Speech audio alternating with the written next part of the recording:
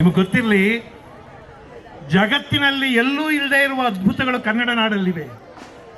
ಬೇಲೂರು ಹಳೆಬೀಡಿನಂಥ ಶಿಲ್ಪ ಜಗತ್ತಲ್ಲೆಲ್ಲೂ ಇಲ್ಲ. ಗೊಮ್ಮಟೇಶ್ವರನಂಥ ಶಿಲ್ಪ ಜಗತ್ತಲ್ಲೆಲ್ಲೂ ಇಲ್ಲ. ಅದನ್ನೆಲ್ಲ ಕೆತ್ತಿದವರು ಕನ್ನಡಿಗರು. ನೀವು ಅಜಂತ ಎಲ್ಲರ ನೋಡಿರ್ಬೇಕು. ಆ ಶಿಲ್ಪವನ್ನೆಲ್ಲ ಕೆತ್ತಿದ ಮಹಾನುಭಾವರು. ನಮಗೆ ಎದೆ ಉಬ್ಬಿ ಬಿಡುತ್ತೆ, ಸಂತೋಷ ಆಗಿಬಿಡುತ್ತೆ.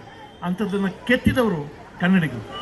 ನಿಮಗೆ ಗೊತ್ತಿರಲಿ, ರಾಜ್ಕುಮಾರ್ ಅಂತ ನಟ ಪ್ರಪಂಚದಲ್ಲಿ ಯಾರು, ಇಡೀ ವಿಶ್ವದಲ್ಲೇ ಯಾರು ಇಲ್ಲ. ಅಷ್ಟು ಪಾತ್ರಗಳನ್ನು, ಅಷ್ಟು ವೈವಿಧ್ಯಮಯವಾದ ಪಾತ್ರಗಳನ್ನು ಮಾಡಿರುವಂಥ ನಟ ಪ್ರಪಂಚದಲ್ಲಿ ಯಾರಿಲ್ಲ. ಕುವೆಂಪು, ಬೇಂದ್ರೆ, ಕಾರಂತರು, ಮಾಸ್ತಿ, ಗೋಕಾಕರು, ನಮ್ಮ ಕೆ.ಎಸ್. ನರಸಿಂಹಸ್ವಾಮಿ, ಇಂಥ ಕವಿಗಳು ಪ್ರಪಂಚದ ಯಾವ ಭಾಷೆಗೂ ಎರಡನೇವರಲ್ಲ. ಇಷ್ಟೆಲ್ಲ ಇರುವಂಥ ನಾವು ಅಭಿಮಾನದಿಂದ ಎದೆಯುಬ್ಬಿಸಿ ಮಾತಾಡಬೇಕು. ಮತ್ತು ಕನ್ನಡಿಗರಲ್ಲದವರು ಈ ಭಾಷೆಯನ್ನು ಕಲಿರಿ. ಈ ಭಾಷೆ ಅದ್ಭುತಗಳನ್ನು ಕೊಡುತ್ತೆ. ಈ ಭಾಷೆ ಅದ್ಭುತಗಳನ್ನು ಕೊಡುತ್ತೆ. ಕನ್ನಡ ಅನ್ನೋದು ಬರೀ ಭಾಷೆ ಅಲ್ಲ, ಅದೊಂದು ಸಂಸ್ಕೃತಿ, ಅದೊಂದು ಜೀವನ ವಿಧಾನ. ಇಲ್ಲಿಗೆ ಬಂದಮೇಲೆ ಈ ಸಂಸ್ಕೃತಿ, ಈ ಜೀವನ ವಿಧಾನವನ್ನು ದಯವಿಟ್ಟು ಪಾಲಿಸಿ, ದಯವಿಟ್ಟು ಪ್ರೀತಿಯಿಂದ ಅನ್ನೋ ಎಲ್ಲ ಮಾತುಗಳನ್ನು ನಿಮ್ಗೆ ಹಾಕ್ತೀವಿ. ಕನ್ನಡ ಕಲೀರಿ. ಮುಂದೆ ಯಾವತ್ತೋ ಒಬ್ಬರು ತಲೆಕೆಟ್ಟವರು, ಬೇಜಾರಾದವರು, ಸುಸ್ತಾದವರು, ಕ್ರೋಧದಿಂದ, ಆಕ್ರೋಶದಿಂದ ಮುಚ್ಚಿಕೊಂಡು ಕನ್ನಡ ಕಲೀರಿ ಅಂತಾರೆ. ಆ ಸ್ಥಿತಿಗೆ ಬರೋದು.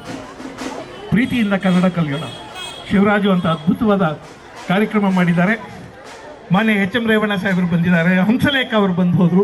ಈ ನಾಡು ಹೆಮ್ಮೆ ಪಡುವಂಥ ಅದ್ಭುತವಾದ ಸಂಗೀತಗಾರ.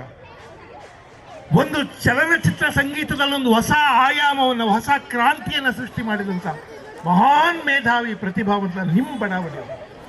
ಅಂಥವರೆಲ್ಲ ಇರುವಂಥ ಈ ಬಡಾವಣೆಯವರು ಅಭಿಮಾನದಿಂದ, ಪ್ರೀತಿಯಿಂದ ಒಂದು ಕನ್ನಡದ ಆಚರಣೆ ಮಾಡ್ತಿದ್ದೀರಿ, ಕನ್ನಡದ ಉತ್ಸವ ಮಾಡ್ತಿದ್ದೀರಿ.